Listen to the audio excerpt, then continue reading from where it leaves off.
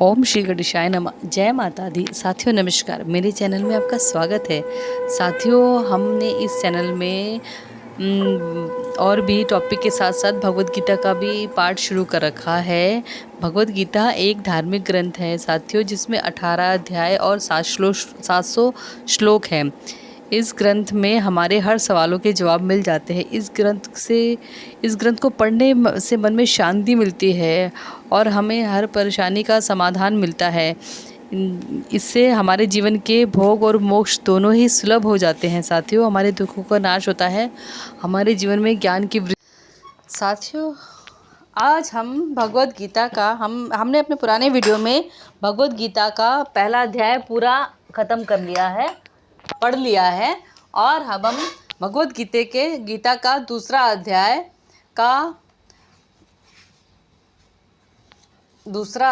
गीता का सार का पहले वीडियो में पहला श्लोक, दूसरे वीडियो में दूसरा और तीसरे वीडियो में तीसरा और चौथा श्लोक पढ़ चुके हैं। आज हम इस वीडियो में भगवत गीता के दूसरे अध्याय गीता के सार का 5वां श्लोक पढ़ेंगे। राधे राधे, जय श्री कृष्णा।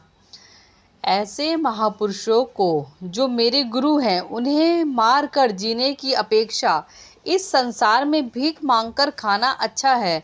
भले ही वे सांसारिक लाभ के इच्छुक हो, किंतु है तो वो गुरुजन ही। यदि उनका वध होता है तो हमारे द्वारा भोग्य प्रत्येक वस्तु उनके रक्त से सनी होगी। तात्पर्य यह है, इसका अर्थ यह हुआ, शास्त्रों के अनुसार ऐसा गुरु जो निध कर्म से रत हो और विवेक शून्य हो, त्याज्य है। दुर्योधन से आर्थिक सहायता लेने के कारण भीष्म तथा द्रोण उसका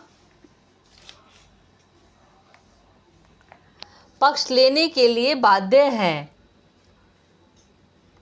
यद्यपि केवल आर्थिक लाभ से ऐसा करना उनके लिए उचित ना था। ऐसी दशा में वे आचार्यों का सम्मान खो बैठे थे। किंतु अर्जुन सोचता है कि इतने पर भी वे उनके गुरुजन हैं, अतः उनका वध करके भौतिक लाभों का भोग्य करने का अर्थ होगा रक्त से सने अवशेषों का भोग करना। यहाँ पर 5वां श्लोक समाप्त होता है। अब हम छठा श्लोक शुरू करेंगे।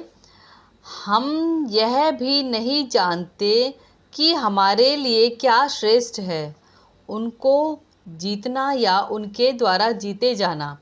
यदि हम धृतराष्ट्र के पुत्रों का वध कर देते हैं तो हमें जीवित रहने की आवश्यकता नहीं है। फिर भी वे युद्ध भूमि में हमारे समक्ष खड़े हैं।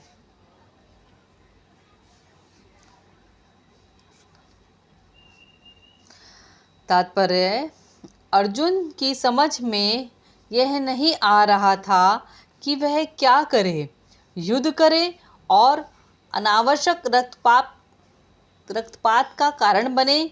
यद्यपि क्षत्रिय होने के नाते युद्ध करना उसका धर्म है, या फिर वह युद्ध से विमुख होकर भीख मांगकर जीवन का व्यापन करे। यदि वह शत्रु को जीतता नहीं तो जीविका का एकमात्र साधन भिक्षा ही रह जाता है। फिर जीत भी तो उसे निश्चित नहीं है, क्योंकि कोई भी पक्ष विजयी हो सकता है। यदि उसकी विजय हो भी जाए, क्योंकि उसका पक्ष न्यायपरत है, तो भी धृतराष्ट्र के पुत्र मरते हैं तो उनके बिना रह पाना अत्यंत कठिन हो जाएगा। इस दिशा में यह उसकी दूसरे प्रकार की हार होगी। अर्जुन द्वारा व्यक्त इस प्रकार के विचार सिद्ध करते हैं कि वह न केवल भगवान का महान भक्त था, अपितु वह अत्यधिक प्रबुद्ध और अपने मन तथा इंद्रियों पर पूर्ण नियंत्रण रखने वाला था। राज परिवार में जन्म लेकर भी भिक्षा द्वारा जीवित रहने की इच्छा उसकी विरक्ति का दूसरा लक्षण है। यह सारे गुण तथा अपने आध्यात्मिक गुरु कृष्ण के उपदेशों में उसकी श्रद्धा, ये सब मिलकर सूचित करते हैं कि वह सचमुच पुण्य आत्मा था। इस तरह यह निष्कर्ष निकलता है कि अर्जुन मुक्ति में सर्वथा योग्य था। अर्जुन मुक्ति के सर्वथा योग्य था जब तक इंद्रियां संयमित ना हो।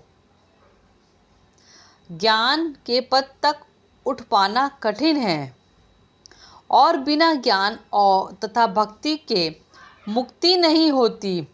अर्जुन अपने भौतिक गुणों के अतिरिक्त इस समस्त देवी गुणों में भी दक्ष था। यहाँ पर भगवद गीता का दूसरे अध्याय का गीता का सार का 6वां श्लोक समाप्त हुआ। अगले वीडियो में हम 7वें श्लोक से शुरू करेंगे। जब तक के लिए जय श्री कृष्णा, राधे राधे। ओम भूर्भुवः स्वः तत्सवितुर्वरेण्यं भर्गो देवस्य धीमहि धियो यो न प्रचोदयात्। साथियों, मेरे चैनल को लाइक कीजिए, सब्सक्राइब कीजिए।